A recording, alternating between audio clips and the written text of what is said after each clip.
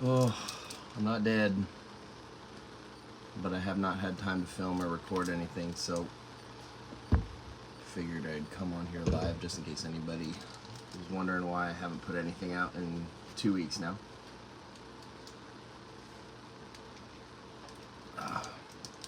Both the wife and I got COVID.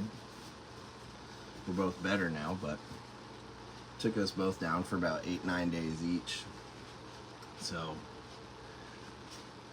while sick with COVID, all I was doing was resting, sleeping, drinking fluids, water, and when I had the energy, taking care of all the animals. So that's why I haven't put out a video in the last 2 weeks. I wasn't going to be able to cram one together for this week, so I figured in exchange I'd come on here live, see if anybody's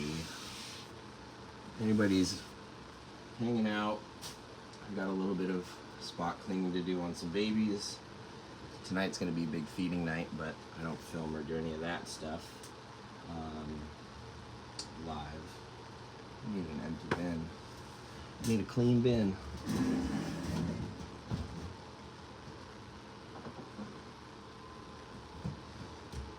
The weather's finally breaking. We've been able to send out some babies, so some friends got their babies actually from last season and then sent out the first round of babies to a patron of mine, and we'll have a bunch more to go. As you can see, this whole wall is full. There's more outside of the frame there that you can't see, but yeah, almost everybody's eating. There's the last clutch of zebras will be getting their first offerings of food tonight, and that will get that last group going. All the other clutches have had multiple meals. All the Citrus Tiger stuff is getting 5th offerings tonight.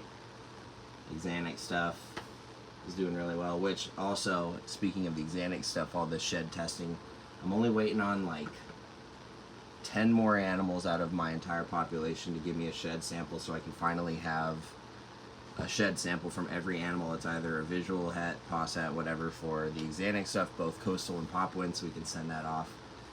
And my shed samples with a few other folks hopefully will be enough to formulate some sort of a test with Rare Genetics Inc. based on all their good work and with the help of Benson Morrill. So, but that's going to take time.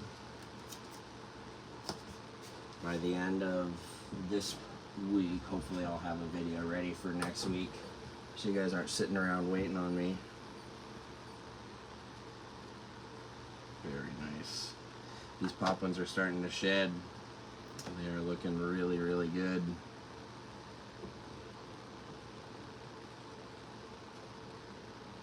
This girl just shed the other day.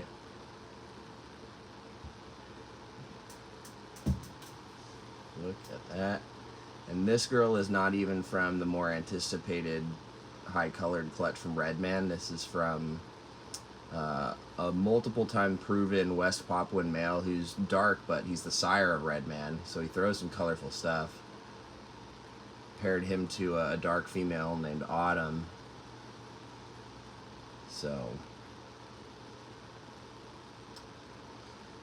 sex determination testing is not available yet for carpet pythons. No. Oh, you're fine. No, it's gonna take some time. They would need a lot of shed tests and people participating in that to help out. And right now, I think they've got a lot of projects on their plate, and the money coming in to fund stuff is more ball python focused. So maybe in time, but carpets are easy to sex anyway, so you don't need to shed test them.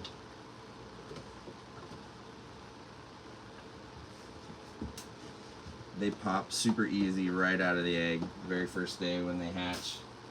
A lot of folks like to lump all their clutches together when they hatch and just have this big hodgepodge of babies, which isn't necessarily a problem, but then you can't sex them until you set them all up.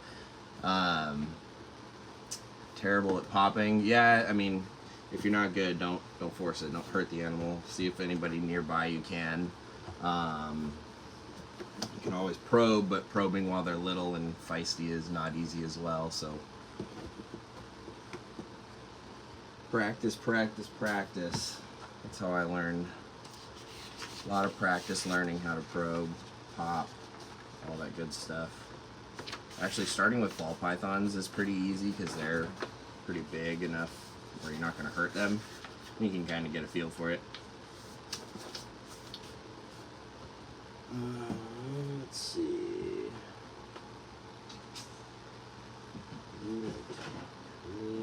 Yes. This one is actually a male from the highly anticipated Red Man clutch.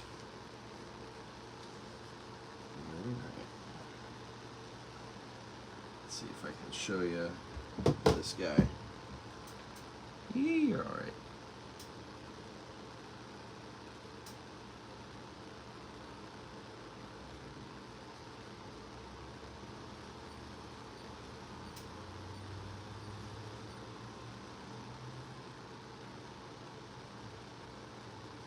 Some nice striping to this guy. Had several meals now. Looks like he's had 3 meals. Gonna get another one in him tonight. Oh yeah, big and bad. I don't know what it is about captive boredom bred baby carpets. They're feisty. Little pop ones are just extra feisty. My jungles are not this bad. They're not even bad. I'm just saying. But I've got wild caught animals that are more docile than this, so kind of bizarre to think about. You would kind of expect it to go the other way. But it does mean that they eat well. They eat very well right off the rip.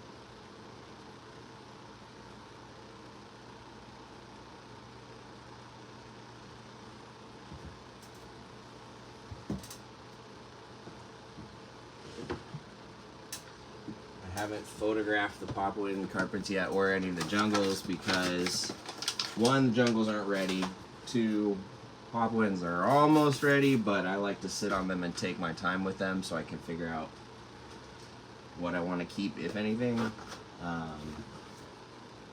I'll definitely be keeping a nice pair from Redman at least, but we'll see.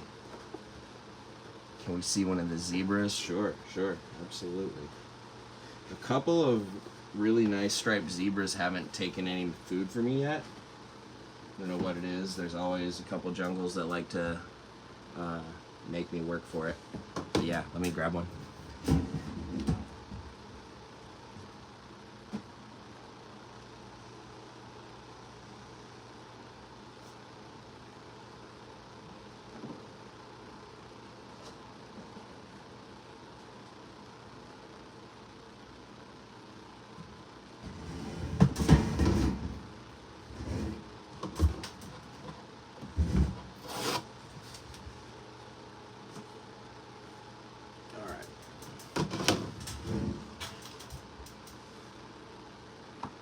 So this is a really nice female from my zebra to zebra clutch.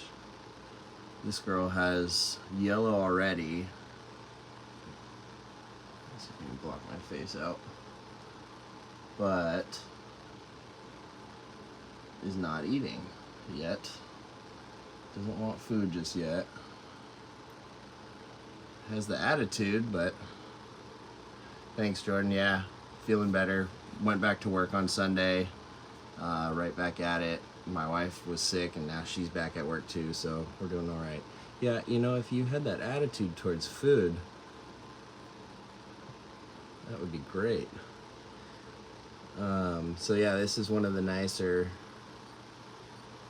looking striped zebras from that zebra to zebra clutch.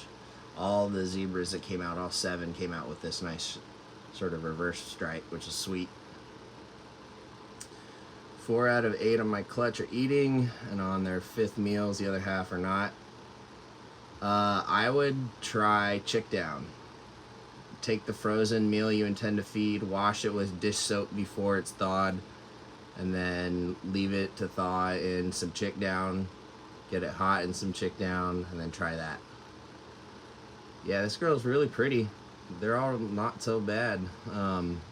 It's actually funny, there's one zebra that's extra dark, which is kind of interesting. Yeah, quail and chick down, those would be my next try if I were you. Hoping this girl would like to eat soon. That would be pretty sweet, but you know, she's gonna do what she's gonna do. In about 5 weeks, we have the Sacramento Reptile Show coming up here, and I plan on bringing quite a few animals. I would like to bring adults, but instead what I'm gonna do is I'm gonna print out nice photos of like the adults of all the pairings of the animals that I'm bringing to the show, and then putting them in like a little plastic display so you can see them. That way I don't have to stress out the adults and worry about bringing any little mites home. You see this attitude? You would think she'd be a great eater. No, she says no. I know, eat. Yeah, thank you. Definitely feeling a lot better now. Just needed a lot of rest and fluids in me, I guess. Alright, so this is one of the non-feeding but pretty zebras. Let's show some more.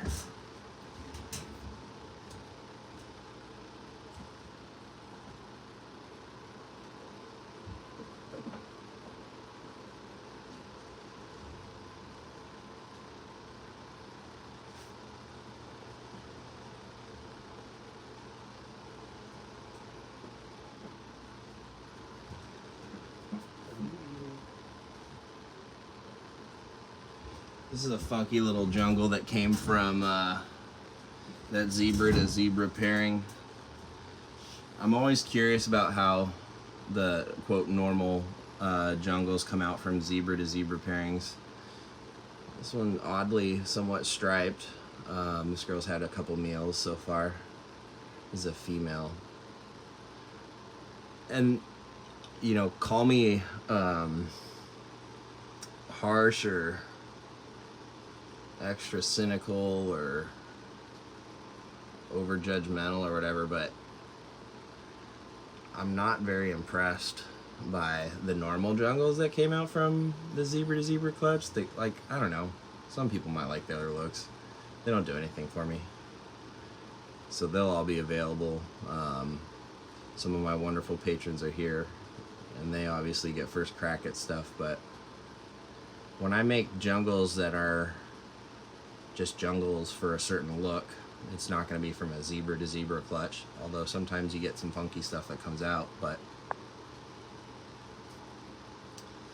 yeah, I don't know, not like crazy high end, but you never know, some of these things can surprise you.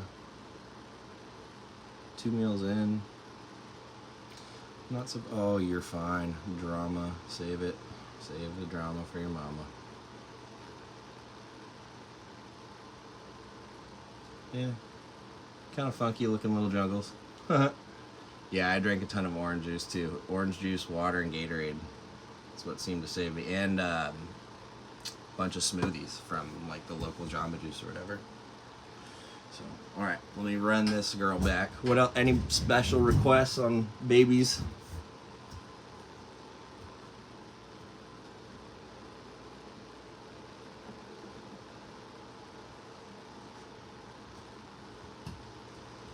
I will say I wasn't planning on keeping anything from the Xanax stuff, but there's one female in there that I'm definitely keeping. Couldn't help it. Popwins. Okay, I got an idea. I'm going to show you one of the Possets Xanax. These are also animals that are going to be part of whatever eventual hopeful shed testing we can come up with. Now, so everything I'm going to talk about is in like het, you know, in recessive terms until we relabel things, but these are from a het to het pairing, making them 66% Posset Xanic. until we figure out, if we can do a shed test or something like that. But what's interesting is this whole clutch, although it's only 4 babies because it was first time mom, small clutch, and then some of them didn't make it. I got 2.2 of these 66% Possets technically. I don't plan on keeping any of them. They all have some funky patterns, like they stand out from the other clutches. A lot of kind of busyness and just wacky arrangements of stuff, and it's kind of cool. I would imagine, basically, I'm treating these like just normal pop wins, regardless of if they are het axanthic or not. I don't think anybody's going to be building any projects around 66% Possets, so they're just going to go for the same prices as normal pop wins. What's interesting though is they hatched a little small, which isn't terrible. They're fine. They're eating really well. But really a diverse color palette on them. They're all pretty dark on top, but then they do have that traditional sort of reddish belly. And I think they're gonna look pretty neat. I think they're gonna be kind of funky looking. Kind of busy pattern. This one is surprisingly mellowing out right now. They're all pretty evil traditionally. That being said, you handle a pop one carpet, they mellow out, of course. But these things are just demons like their parents. So it's kind of nice that he's playing nice on camera here. So like I said, I will be letting them go, either individually or in pairs. If anybody's looking at these, again, I'm not expecting anybody to build a project off Posset axanthic, so we'll just be going for normal pop win prices. They're pretty cool little guys. I think hopefully in the next week or two I will probably, maybe I'll have some time today, but in the next week or so I might try and get some photographs of the unspoken. What's up, Earl? What's up, Jason? Jason Earl's Exotics. What up?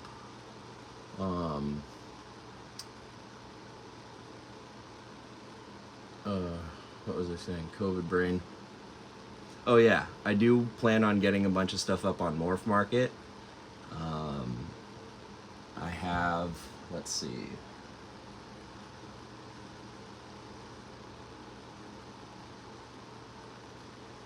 8 or so animals from the Citrus Tiger stuff unspoken for, a couple dozen unspoken for coastals, and then obviously none of the pop ones have been spoken for, but my patrons get first crack at those once I figure out what I want to keep, and then photographs and publications will go. So I'm not sure how many of these will be ready / available for Sacramento. I want to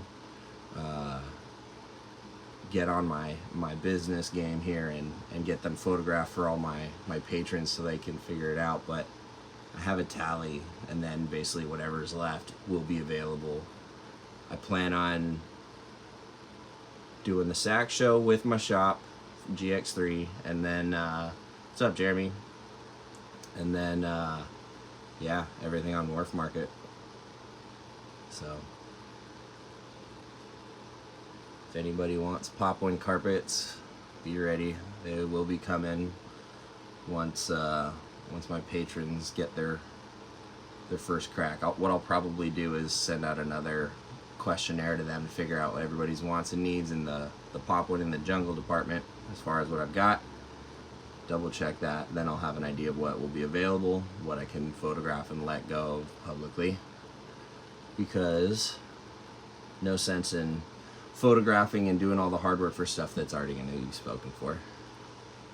But yeah, this is one of the 66% Posset axanthic pop ones, doing really well. 2.2 of these feisty little boogers.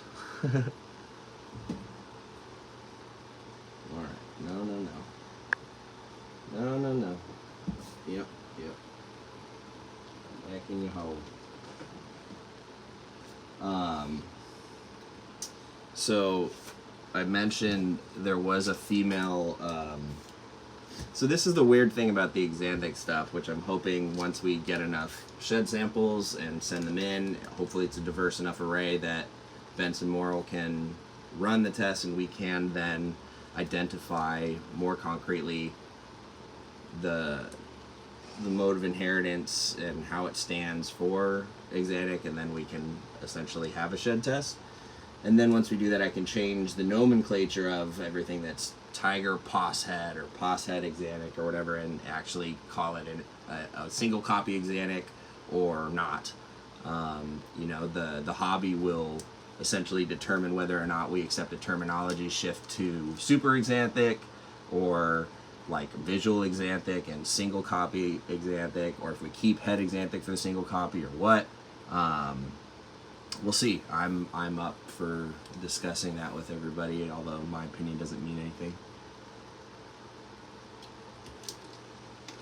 But speaking of that, there was an animal that hatched that I was like, man, you're really clean color, you're really good, good looking stripe. But I don't know where I doubted myself initially, and I thought, man, nah, that has to be a Posset. No, it is not. This is definitely a female visual Xanthic tiger. Show us your face. Other way. And she's nuts, and I'm keeping her because I figure what's better than having one female Xanthic tiger is having two. I kept a female from last season, and so this girl will join her ranks. What about hypoxanthic? As in like the combination of hypo and xanthic, or like changing a name to call it like hypoxanthic? I think if you call it hypoxanthic, you're just going to confuse people because there is already the hypo gene out there. I think you're just going to, that will just make things more confusing. I think if we just do like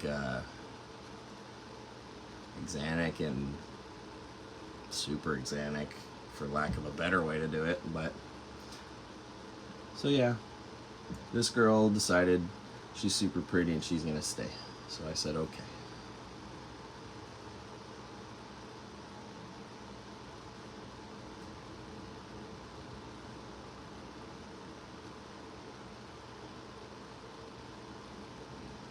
Not bad.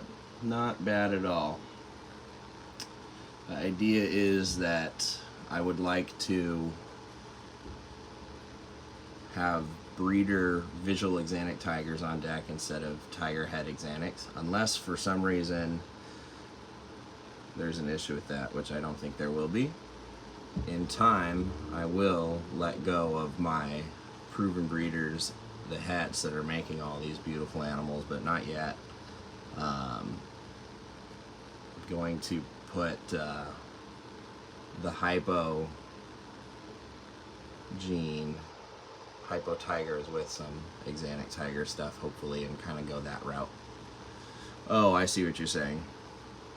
Reduce xanthophore. I see. So like having a hypoxanthic and a true xanthic or something to kind of like delineate between the 2 degrees of xanthism or whatever. I get it. Okay, maybe.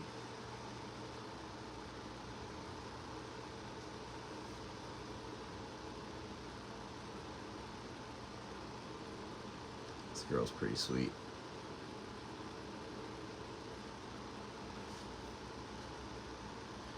I have way too many snakes though.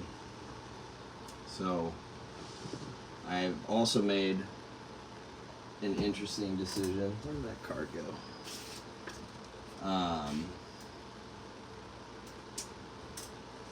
To send off the jungles that I produced last year and held back to Mike Curtin. Now, Mike and I basically did a swap. I bought a baby off him, he bought a baby off me. We should have just traded. Well, after a few months, turned out the female he got for me didn't do so well, and she prolapsed, and just kind of a freak incident. But it was a female from this clutch, and you can see how amazing that clutch turned out just by looking at her. She's the only striped animal, but she's also, other than the one that Mike had, who unfortunately passed away, she had some of the nicer ocelot sort of markings going on. The male as well. And it sort of begged the question, like, is there some sort of ocelot stuff going on in my jungle stuff somewhere? Because, as you know, it's a sort of a multiple polygenic, easy to come across different sort of lines after enough breeding.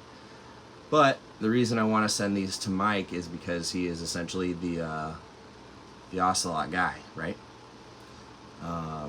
He's got some of the nicest ocelot stuff. He's the one who's put in years and years of decades of hard work into that, and he specifically liked this batch and grabbed the nicest female day one to go with that project. And so I've been thinking about it. I've been so bummed since hearing that she passed. I feel like these animals need to go to Mike so he can keep working that angle.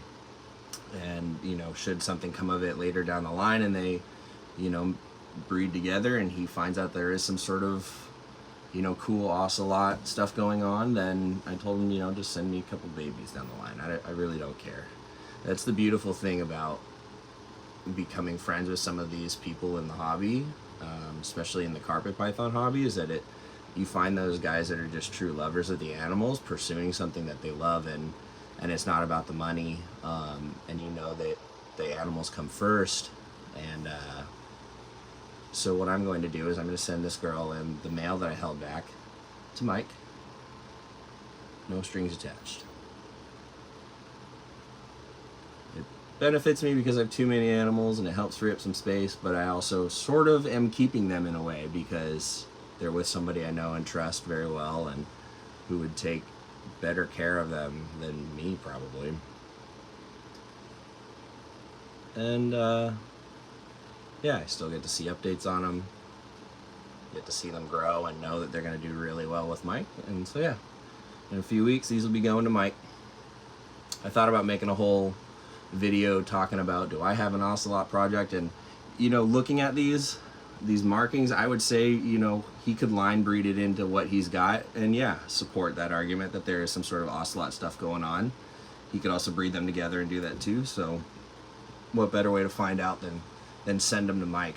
You know, as much as I really want to be the guy for all these projects and keep everything, I just don't have the time and space, and the more spread thin I am, the less energy each project gets. So what will happen is these will get essentially much more attention than an acceleration in terms of that project with Mike.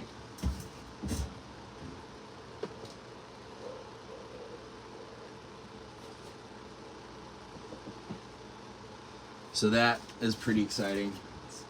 It'll be a bummer to see them go, but I still have the parents. Obviously I can make those more. And really my focus with the jungle stuff is the stripes. So this way I'm not spread so thin. You don't want to mess with too many animals because it is actually feeding day. But I want to pull out one more jungle. If you guys are still sticking around, I'm going to show you like the nicest jungle in my collection. Period.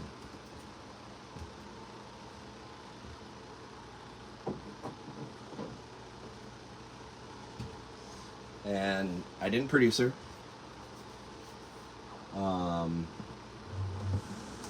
She won't be breeding this year.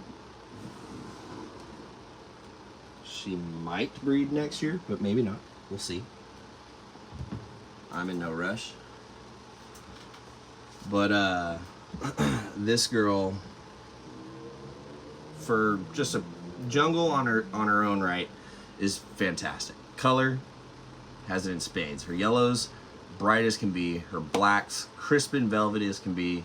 Like, what you want in a jungle as far as color, she's got it. 10 out of 10 all the time. What's up, Mark? And it just so happens that she's very beautifully striped as well. Now I've photographed this animal and I've posted her on Instagram and whatnot, and I've shown her off, but nothing beats seeing her in person, and actually this is capturing her pretty decently on camera. So this is a beautiful German highlighter striped jungle produced by Jeff Clark. Yeah, this girl's stupid. If any of you guys have seen those dudes over in Australia with that crazy jungle, like, tri-stripe stuff, this is like, I feel like this is the closest we have to it, and this will be a good step in that direction.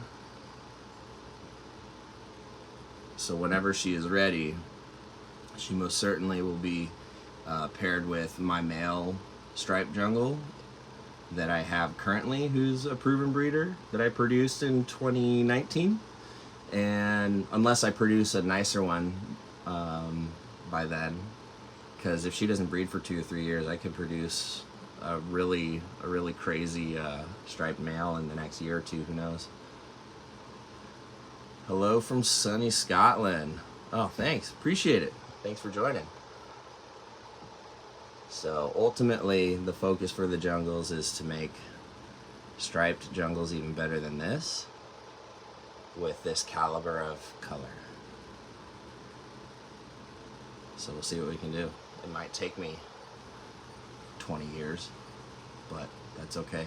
I'm not going anywhere, hopefully. So hopefully this girl will be sort of the centerpiece of all of that. And we'll see where we go.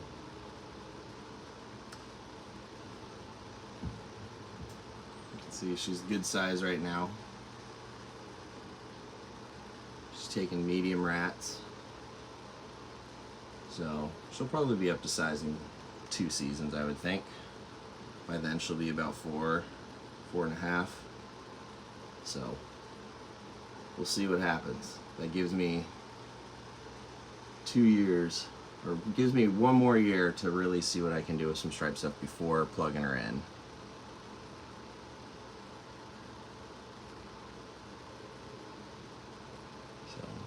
Really friendly girl, really nice animal. Yeah, carpets are pretty cool. There's an insane diversity out there. And babies, when you see babies, they definitely don't look that great. They're very drab and kind of even on their best days. But when you see them around like 2, 3 years old, and then you start seeing some diversity, there's just an endless array of looks and colors, patterns. It's pretty sweet. It's a deep rabbit hole to go down, but it's quite entertaining.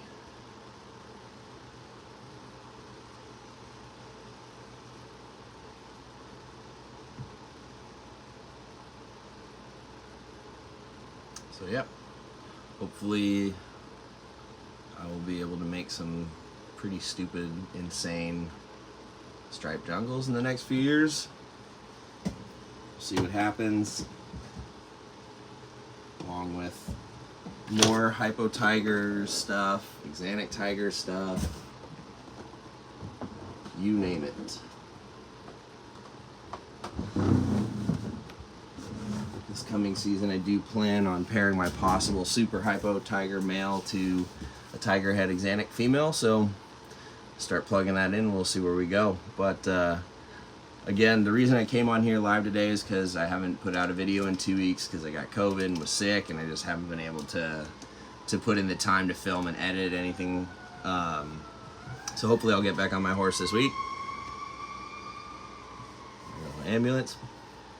And yeah, that'll be that. So I think it's been a comedy for traveling papers. They're not so handleable. I mean, depends on what you consider handleable. Babies are easy. You just got to show them that their bites don't mean anything, and they'll just stop.